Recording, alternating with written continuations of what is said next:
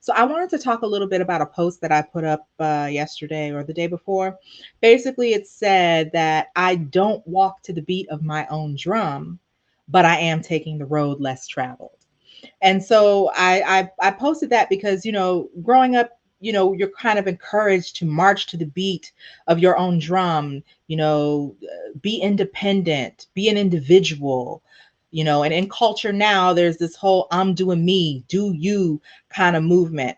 And as I've grown spiritually, I've grown to the point where I am thinking critically about some of the, catchphrases and I guess conventional wisdom in our culture. And I've come to the conclusion that no, I should not be marching to the beat of my own drum. Okay. The only person who should be doing the pa pum pum around here, his name is Yeshua, the living word.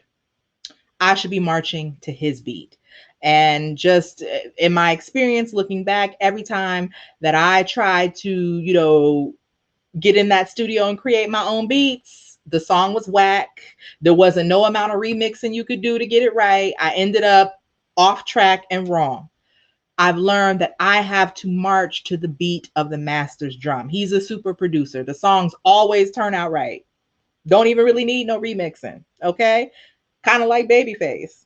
If you get it, you got it. Moving on. So, I would encourage us as daughters of the Most High, as women who are attempting to live lives that are pleasing to Him. We should resist the urge to live as if I can do whatever I want. I'm free. I'm autonomous.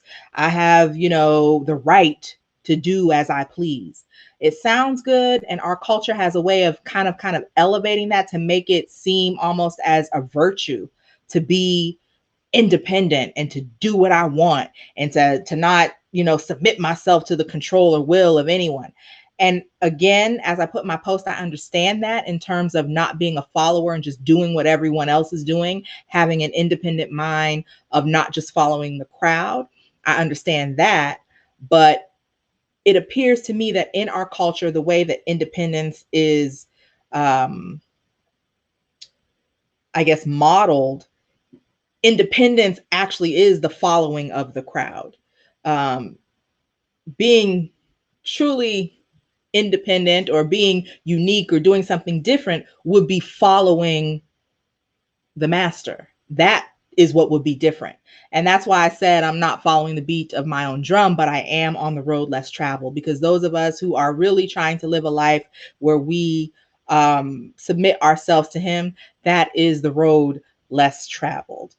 So I also wanted to talk a little bit about independence because, especially in our culture, in American culture, independence is a big thing, because you always hear about, we broke away from the British, rugged individualism, pull yourself up by your bootstraps, be an individual. Don't worry about other people or how your actions might affect other people. You have a right to yourself. And I just feel like I would encourage those of us who are Bible believing women, those of us, again, who are trying to live lives that are pleasing to Him, to think critically about the ideas of us having a right to ourselves to do whatever we want. I would submit to you that if you are submitted to Him, if you believe that your body is a temple where He literally takes up residence and lives inside of you, can you really do whatever you want with your body? Can you really do you have the right to do whatever you want with yourself? Is that biblically sound to say I have a right to do whatever I want? I would submit to you, maybe not so much, because I belong to Him. So I can't just do whatever I want to do. So that's one point. And then also when we talk about independence, let's think about that. We think about it as being independent means freedom from control. And that's one way to look at independence, but it also means if you're free from my control, you're also free from my aid. You're also free of my assistance. You're also free of my help. And we can understand this on a very real basis of like, okay, you grown, you moving out, you on your own, you grown, handle them bills by yourself. If you grown, take care of yourself. You independent, you don't want no control, you don't want no rules. Okay, Be grown, be independent, but don't be calling me talking about you need help with the rent. And in a spiritual sense, if we're going to declare ourselves independent and not under any form of control, then we also miss out on the aid, on the help, on the assistance of God, of the Most High. And I think that's a terrible place for us to be. I also wanted to touch on a couple more things. When we talk about independence, we have to, if we're thinking critically about it, we have to think independent from who? Independent from what? So if the actions that we are thinking about taking, if what we're thinking about doing when we're doing us, if it's something that's making us independent of the Most High, that's not true independence. That's actually bondage masquerading as independence. And the enemy, and again, I put this in my post, has a way of kind of making the opposite thing look like something else, having a way of making something that's bad look good, having a way of making something that's false look true. And so the way independence is modeled in our culture is an independence that is like, an independence that kind of makes you independent of the Most High, which means independent of his help, independent of assistance, independent of, the safety that comes from being submitted to him and living in his will. I just, this is just a thought. I don't know. You can run with it if you want to or not. The word tells us that it is the truth that makes men free. Okay. And so it made me think like, well, if it's the truth that makes us free, then what is it that makes us slaves? And it occurred to me that if it's truth that makes us free, then it must be lies that keep us in bondage.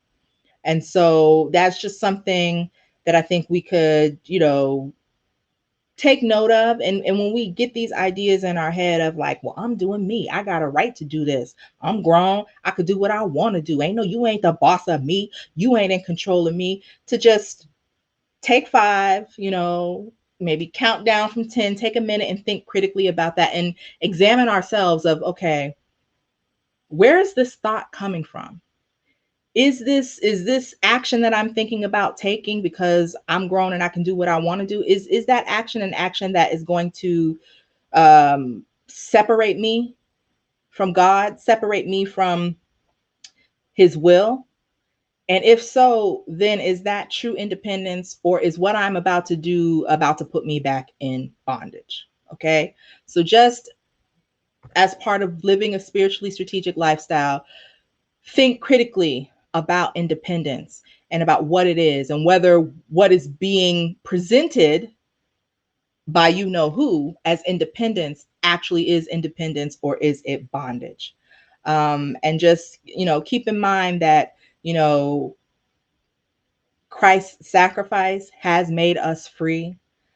But the word tells us it's not a freedom that allows us to be a free for all. It's not a freedom that allows us to go out here and behave any kind of way and to live any kind of way and engage in any kind of behavior and say, oh, well, it's because I'm free. No, it's not a freedom to engage in disobedience. That's not the freedom that we have. So that was it. That's just a little quick note for the girls. I love you guys. You can hit the link in my bio right now. I have 2 courses that are currently right now for free. Reclaim Your Radiance, the Bible Believing Woman's Guide to Bouncing Back, and then also Don't Worry, Be Spiritually Savvy, How to Overcome Anxiety and Preserve Your Peace in Pressing Times. You can get those, and you can also schedule a coaching discovery call if you'd like to, and you can also just follow me on Instagram. I hope that you guys are glowing, continuing to live in gratitude, love, optimism, and wisdom, and letting your light shine. I love you guys.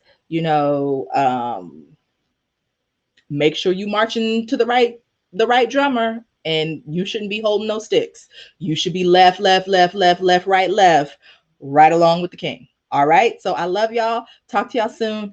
Peace.